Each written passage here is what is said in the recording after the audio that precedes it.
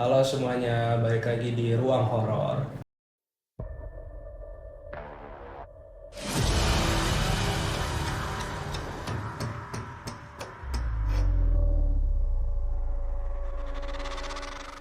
Di sini kita bakal bagi-bagi cerita horor nih. Kita mohon maaf juga ya, udah lama nggak upload tentang video-video horor. Nah, sekarang kita bakal melanjutkan lagi. Bakal lanjutin cerita-cerita lagi ya, cerita-cerita Iya, horor lagi. kita akan melanjutkan lagi cerita-cerita horor yang lainnya ya. Nah, oke, langsung aja ya kita mulai untuk cerita horor ini. Oke. Oke, nah jadi ini cerita dari teman gua Kak. Dia membagikan pengalaman dia waktu itu dia disuruh tinggal kan di rumah neneknya. Orang tuanya, kedua orang tuanya sibuk bekerja. Nah, di situ banyak tuh kejadian-kejadian horor di situ yang membuat dia merasa takut lah gitu ya. Nah, akhirnya dia menceritakan ini ke gua. Nah, jadi suatu hari teman gue ini kita sebut saja Budi kali ya. Budi, namanya Budi. Oke. Jadi si Budi ini dia ke rumah neneknya, dia disuruh ke rumah neneknya karena waktu itu kan rumah dia lagi direnovasi. Kalau boleh tahu rumah neneknya tuh di daerah mana? Nah dia tuh di daerah pedesaan gitu. Rumah neneknya itu gede Kak, dia tanahnya luas, rumahnya gede, cuman bukan rumah mewah kayak Orang zaman dulu lah ya. iya kayak rumah-rumah zaman dulu. Nah di situ lorongnya kan panjang, terus ruangannya juga banyak gitu ya. Nah cuman masalahnya tuh itu rumah kayak cuma itu doang gitu ya. Di yang lain tuh kayak nggak ada tetangga sama sekali. Oh, jadi rumah satu ke rumah lainnya jauh-jauh jaraknya. Iya betul. Oke, Jadi terus? ya itu sih ya siang-siang sih kita ngeliatnya biasa aja ya, itu rumah kayak rumah biasa bagus kan dilihatnya, cuman kalau udah malam tuh udah masuk-masuk misalnya waktu maghrib itu udah kelihatan banget tuh rumahnya itu horornya. Creepy-nya ya. Iya, lampunya juga itu Kak agak redup gitu ya. Oh, lampu-lampu 5 watt gitu ya, Iya. yang remang-remang gitu ya. Mungkin emang apa ya listriknya jauh kali ya, nggak kebagian listrik. Lagian itu juga rumahnya kayak sendiri gitu ya, rumah sendiri. Nah, jadi gini Kak, jadi waktu itu si Budi ini kan neneknya Budi ini dia mau ke rumah saudaranya ya. Ada keperluan dia buat ke rumah saudaranya ya 2 hari, sekitar 2 hari lah ya. Nah si Budi ini disuruh tuh sama neneknya buat jagain rumah karena kan dia satu-satunya kan yang ada di rumah itu. Karena di situ juga banyak barang-barang berharga ya, takut colongan atau apa gitu ya. Nah akhirnya ya si Budi ya mau nggak mau ya dia harus jaga rumah itu Sendirian ya. sendirian. Nah di hari pertama, malam pertama nggak ada apa-apa. Si Budi tuh seharian tuh dia cuma main HP di kamarnya tuh, ya nggak ngapa-ngapain, paling scroll TikTok lah, ngapa-ngapain lah gitu ya. Nah cuman kejadian anehnya ini muncul di malam kedua. Kenapa tuh? Nah jadi gini Kak, waktu itu jam 11 malam si Budi lagi biasa lah ya, dia main HP di kamarnya. Nah, dia mendengar tuh suara dari dapur, kayak suara apa ya, pintu geser gitu Kak. Suara pintu kebuka gitu. Iya, cuman tuh kayak pintu geser ya. Ya dia mikirnya apa, oh mungkin tikus kali ya atau kucing gitu ya, dicuekin lah suaranya itu awalnya. Nah terus muncul lagi suara kedua, kali ini suaranya jelas, cuman bukan suara pintu geser lagi, Suara apa tuh? jadi suara langkah kaki gitu Kak. Wah. Ya di situ mulai merinding kan, tuh suara kakinya kok makin jelas gitu ya, tok tok tok tok. Nah abis itu pas suara itu berhenti, si Budi penasaran nih ya, dia memberanikan dirinya buat ngecek di luar tuh ada siapa sih gitu ya. Akhirnya dengan penuh keyakinan ya dia membuka pintu, dia ngeliat di kiri kanan lorong itu suasana horornya langsung kerasa gitu, lampunya redup, dari kejauhan gelap gitu Kak. Itu benar-benar kayak nggak kelihatan apa-apa ya. Nah abis itu si Budi lanjut lah tuh dia menelusuri, pas sampai di ruang tengah suara itu kedengaran lagi. Suara langkah kakinya? Ya suara langkah kaki itu kedengaran lagi. Nah akhirnya si Budi itu kayak ngendap-ngendap ya buat ngamatin suara itu. Nah pas dia amati lebih dekat, suaranya hilang gitu. Oh, jadi pas Budi nyamperin sumber suaranya malah suaranya hilang gitu? Iya, suaranya malah hilang gitu. Jadi dia penasaran, suara apa sih sebenarnya gitu ya. Nah akhirnya Budi pun lanjut menelusuri di dapur, nggak ada apa-apa. Ya sampai sini masih oke-oke aja sih, dia ngecek semua ruangan, nggak ada apa-apa, hasilnya ya nggak berhasil gitu ya istilahnya. Nah akhirnya ya udahlah ya, Budi pun memutuskan buat balik lagi ke kamarnya. Nah cuman pas lagi perjalanan ke kamar muncul lagi suara itu. Suara langkah kakinya. Suara langkah kaki itu muncul lagi, dan kali ini tuh suaranya terdengar kayak deket banget sama dia, kayak di belakang dia gitu suaranya. Apa ya? Dia si Budi itu langsung panik gitu. Akhirnya dia pelan-pelan nengok ke belakang, set, nggak ada apa-apa. Kayak lagi ada yang ngikutin gitu ya. Iya kayak dia tuh berasa diikutin kan. Dia nengok ke belakang, nggak ada apa-apa. Panik kan dia, terus dia cek kanan kiri depan gitu, nggak ada apa-apa. Nah, ya udah abis itu Budi lanjutkan perjalanannya ke kamar dia. Pas sudah sampai di depan kamar dia nih, itu di ujung lorong gitu kak, dari kegelapan tuh ada kayak sosok yang berdiri gitu kak. Wah, Di situ udah mulai kerasa banget sih seremnya tuh. sosoknya gimana kalau boleh tahu? Iya dia tuh tinggi ya, itu kakinya gitu kayak orang Belanda gimana sih, dia tuh panjang, pakai topi gitu ya. Nah abis itu Budi tuh manggil nih, Ma, Pak, ya dia ngiranya itu mama atau bapaknya. Orang tuanya ya? Ya orang tuanya. Ya cuman itu sosok nggak ngejawab sama sekali, nggak menjawab pertanyaan Budi. Nah situ Budi mulai panik, dia langsung kunci pintu kamarnya, terus dia langsung tidur tuh menutupi dirinya dengan selimut gitu ya. Ngumpet di dalam selimut itu ya? Ngumpet dalam selimut semalaman itu Budi sama sekali nggak bisa tidur. Semalaman dia menutupi dirinya dengan selimut, dia ya semalaman nggak bisa tidur sama sekali. Nah akhirnya pagi harinya kan neneknya udah pulang tuh, ya udah siang juga, ya Budi berani lah buat keluar kamarnya. Dia langsung tuh cerita di situ tentang Yang dia lihat semalam. Iya, kejadian semalam tuh tentang gimana dia ngeliat ada sosok tinggi pakai topi di ujung lorong gitu ya. Nah, terus dia mendengar itu ya, neneknya terdiam sejenak gitu. Terdiam sejenak.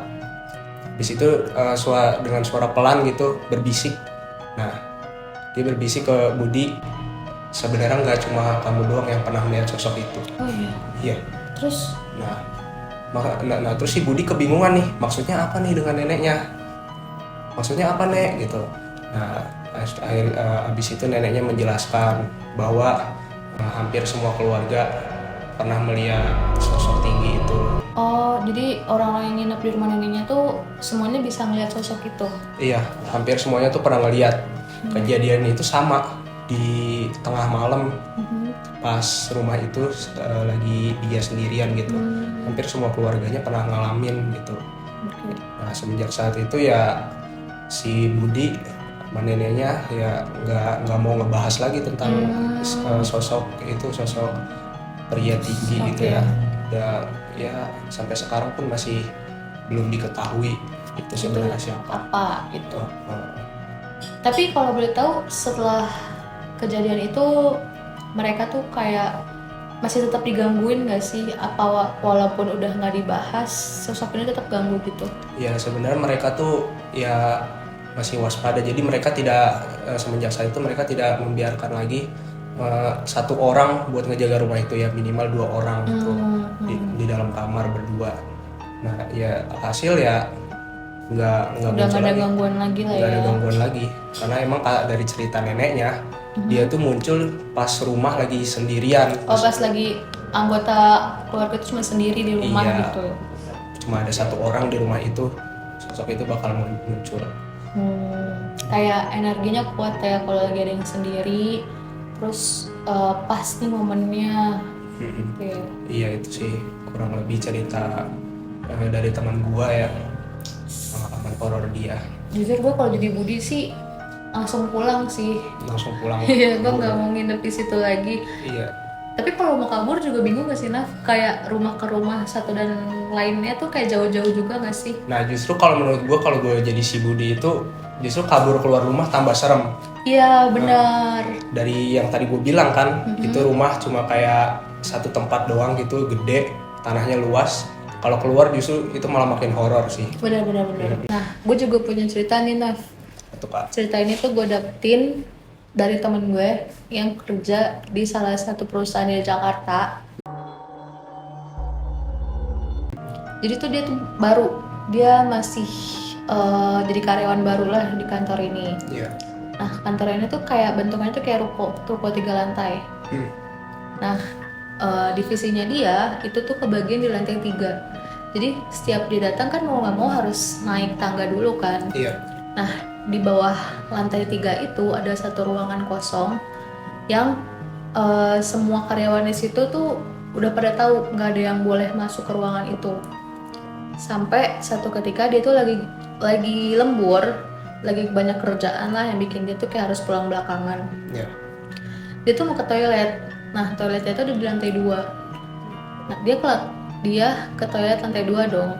Pas dia ke toiletnya tuh kosong. Ya karena emang udah nggak ada karyawan lagi kan. Jadi dia sendirian gitu. Terus pas dia lagi di toilet, dia buang air dong. Nah, bilik toilet itu ada 3 gitu loh, Naf. Jadi dia ngambil yang paling pojok. Nah, pas dia lagi buang air, dia tuh kayak denger ada suara orang cuci tangan di luar, di wastafelnya.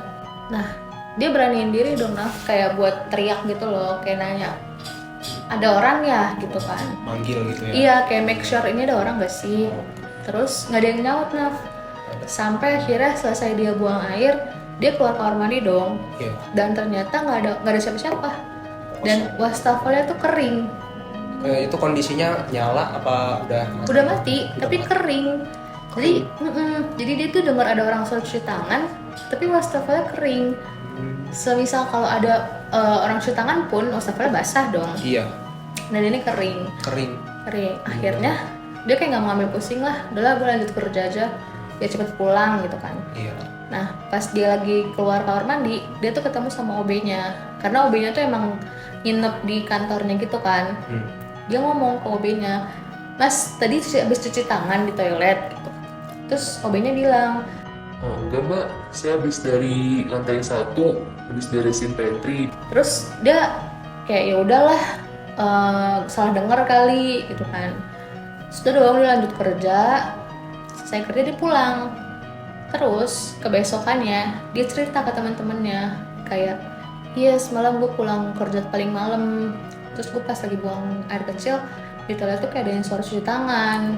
Terus temennya tuh kayak ngomong, kayaknya gue juga pernah ngalamin kayak gitu deh. Tapi saran gue kalau ada dengar-dengar kayak gitu, mending nggak usah lo ambil pusing deh, nggak usah dihirauin gitu. Ya udah, biarin aja. Saran ya, teman-temannya. Benar. Terus kebesokannya dia tuh harus lembur lagi, Naf. Gue nggak ngerti ya kerjaan dia tuh sebanyak apa yang mengharuskan dia tuh sampai lembur gitu kan. Kayaknya berat banget. Iya. Terus pas dia lagi lembur itu, kali ini dia lemburnya nggak sendirian. Ada temannya juga yang lagi lembur. Oh, berdua ya. Nah, pas lagi lembur itu temennya tuh kayak lapar gitu, dia mau ke pantry kan di lantai 1 kan. Terus dia tuh turun ke pantry sendirian. Nah, udah kayak selang 15-20 menitan temennya naik lagi dong. Iya. Nah, pas naik ini temennya tuh kayak ngos-ngosan ketakutan, kayak habis lari gitu loh. Habis dikejar gitu ya. Kayak habis dikejar-kejar sesuatu. Terus temen gue nanya dong, lo kenapa? Kok lari-lari gitu kan? Terus temennya kayak, nggak apa-apa. Lu kerjaan udah selesai belum? Kalau udah, ayo kita langsung balik gitu kan. Terus temen gue denger kayak gitu kayak, ya udahlah, gue lanjutin di rumah aja gitu kan. Terus kebesokannya pas kantor udah rame, dia nanya lagi ke temennya kayak, terus malam kenapa? Kok lu nggak mau cerita? Kayak orang abis dikejar-kejar sesuatu, tahu nggak? Terus temennya cerita lah, dia bilang pas lagi mau ke pantry, dia ngelewatin tangga yang di bawahnya itu ada gudang kosong. Dia cerita, katanya pas dia lagi turun tangga itu, dari bawah tangga tuh ada yang kayak suara kayak pukul ke tangga gitu loh. Tinju. Pokoknya suara pukul jadi bikin tangannya tuh kayak getar gitu kan. Iya. Nah, pas dia lagi mau nengok ke bawah tangga tuh ada apa, itu tuh kosong, Naf, nggak ada apa-apa. Sampai akhirnya dia tuh ngeberaniin, gue nggak ngerti dia iseng atau memberanikan diri buat dia tuh buka. Iya. Yang Terus dimana dari awal semua orang tuh udah tahu ruangan itu nggak boleh dibuka sama sekali. ini udah peraturannya ya. Benar. Pas dia buka pintunya, itu dia lihat banyak tumpukan sesajen, bunga-bunga, kopi segala macam, dan dia tuh ngelihat potongan jari Wah, yang masih ada cincinnya. terus dia langsung kabur gitu kan. Dia makanya dia kaget, dia lari, Dia buat shock kayak gitu ya. ayo kita pulang aja lah gitu. Terus teman gue tuh kayak dengeran nggak percaya gitu kan, Iya, kayak masa sih ada jari yang bisa ada cincinnya, itu kan nggak make sense kan. iya. Terus karena ada OB-nya yang dengar cerita si temennya ini tuh kayak disamperin sama OB-nya kayak, Mbak udah tahu isi ruangan itu, kalau udah tahu di keep sendiri aja ya Mbak, jangan dicerita-ceritain ke yang lain. Terus gimana Kak? Itu udah diceritain kan ke teman-temannya ya? Benar, udah diceritain kan, terus kayak udah terlanjur diceritain, ya udahlah, semua satu divisi tuh jadi tahu tentang isi di dalam ruangan itu. Sampai akhirnya kayak OB-nya tuh kayak, kalian pernah nggak percaya kalau di ruangan di bawah tangga ini tuh nggak ada apa-apa. Terus kayak OB-nya tuh ngebuktiin gitu loh, ngajak mereka semua buat ke bawah tangga, dan ternyata tuh kosong ruangannya bener-bener kosong. Sampai akhirnya temen gue tuh orangnya tuh berani ya, Iya. jadi tuh mau ngebuktiin sendiri gitu, dia mau lihat yang temennya lihat tuh bener atau enggak. Sampai dia tuh sengaja untuk gue lembur hari ini gitu, gue tuh mau tahu isi yang di dalam ruangan itu bener atau enggak.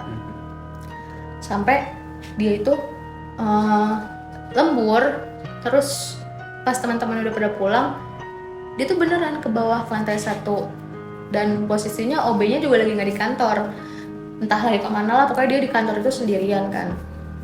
Terus pas dia mau coba buka pintunya kok kunci, Naf. Pintunya kekunci. Digembok dia. Nggak ngerti pokoknya dikunci, nggak bisa dibuka. Sampai dia udah usaha pun tuh nggak kebuka. Panik dia. Langsung. Terus dia balik badan dong, kayak udahlah nggak bisa kebuka juga.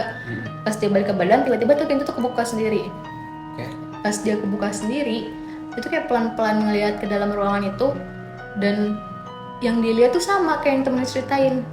Ada banyak sesajen dan ada potongan jari yang masih ada cincinnya. Wah. Tapi kali ini bukan cuma jari doang, Nah.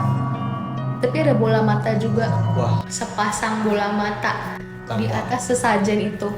Tambah horor anjir ya. Iya. Suasananya. Nah, pas dia kaget, dia refleks nutup pintu. Terus dia tuh balik badan kan. Di belakangnya dia tuh udah ada OB-nya gitu loh.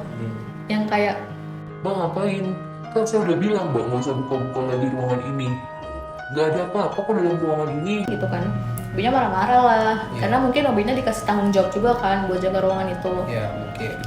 Sampai akhirnya teman gue tuh minta maaf, kayak dia cuma penasaran sama yang temannya omongin tuh bener atau enggak.